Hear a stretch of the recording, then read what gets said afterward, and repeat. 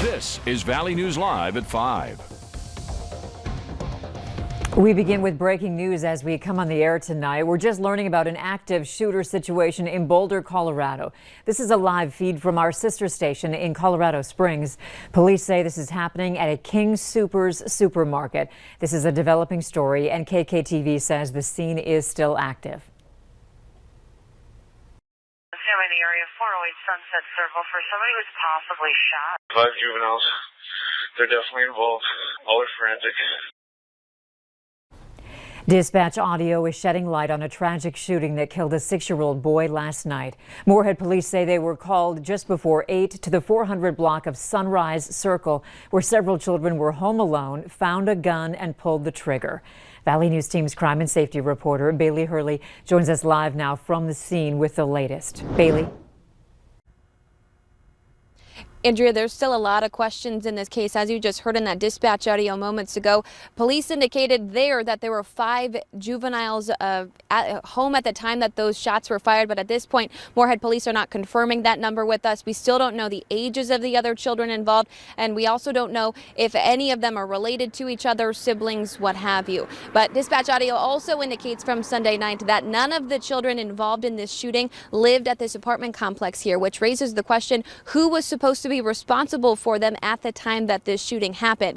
I spoke with some criminal lawyers here in the Valley today, and they said in a case like this, somebody could be facing charges of child endangerment, and in very, very rare cases like this, somebody could be charged with manslaughter. Now, in the state of Minnesota, children under the age of 14 are incapable of being charged with a crime, and at this point, Moorhead police say it's still unclear if this shooting was intentional or accidental. We'll continue to keep you updated. For now, live in Moorhead, Bailey Hurley, Valley News Live. All right, thank you, Bailey. And tonight on Valley News Live at 6, hear more chilling dispatch audio that details the moments following the shooting.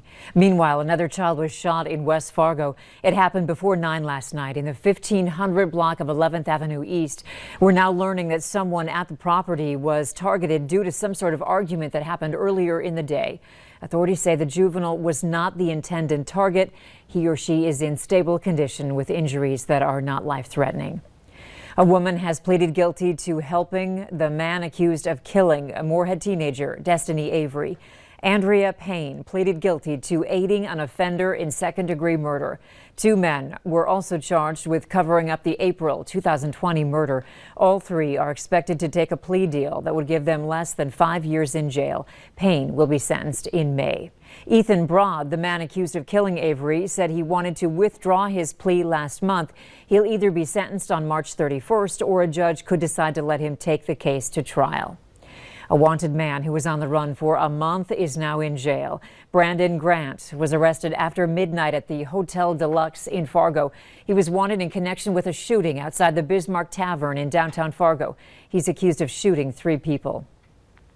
Nearly a dozen chickens were killed in a fire in Wadena County over the weekend. The sheriff's office says on Saturday morning, a homeowner heard a pop and saw that his barn-style building was burning. Authorities say the high winds made the fire spread quickly to a nearby garage and chicken coop and also damaged the siding on the house. They are still investigating the cause of the fire. The best weather news on this Monday? I don't know, the lack of wind or light wind, maybe? Here's Hutch now with a look at our evening forecast. Hey, Hutch. Hey, Andrea. Hope everyone had a good weekend and did not blow away a lot of wind. And today we enjoyed a break from that wind. Temperatures reaching the 50s for many in the James River Valley, Devil's Lake Basin into the Southern Valley. We have upper 40s across much of the Northern Valley for today.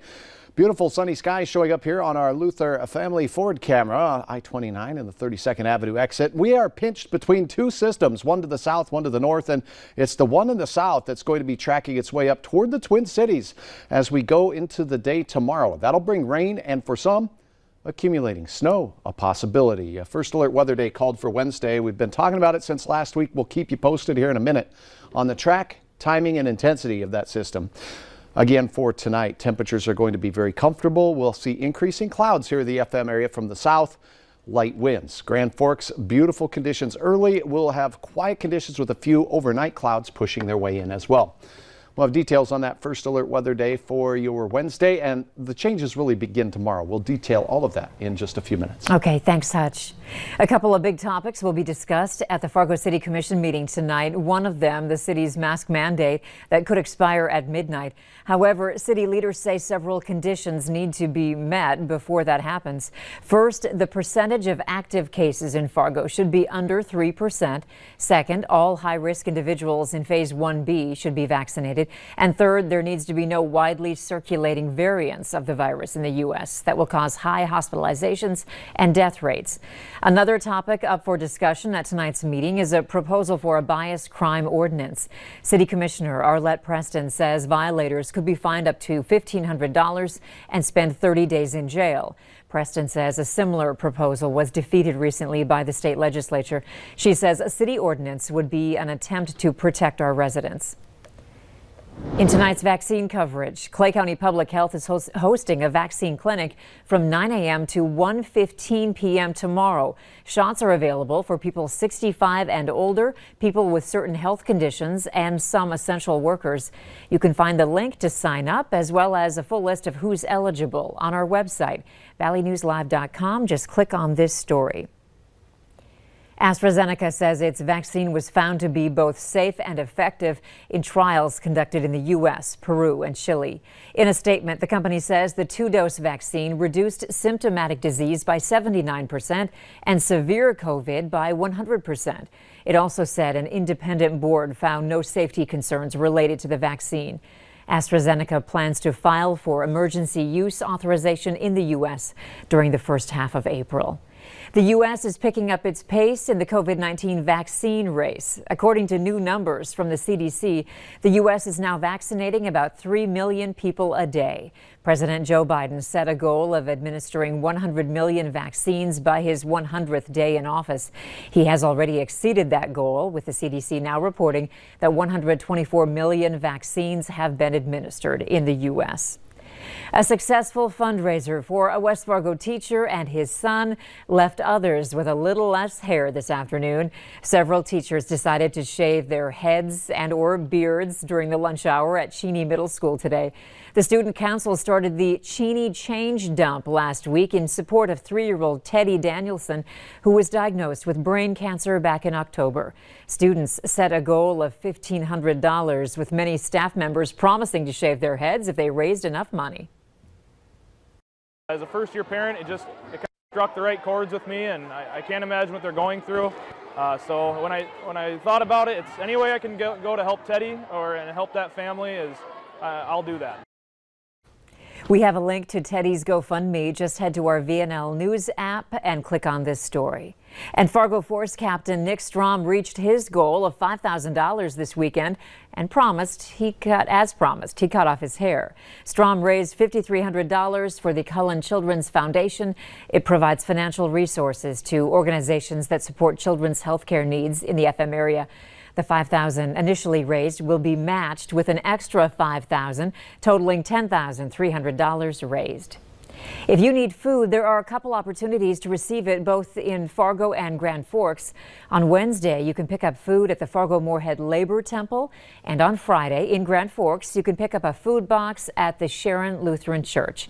Both events start at noon, and it's first come, first served while supplies last. Colleges and universities are being flooded with applications. Up next, what's happening that has students eager to apply. A quiet start to the work week as far as wind is concerned, and a beautiful one as well. The sunrise captured by our CorwinAuto.com Tower Cam time lapse. We do have a storm system in the southern and central plains that's going to bring change beginning tomorrow. I'll tell you how. We'll talk about a First Alert Weather Day on Wednesday coming up next.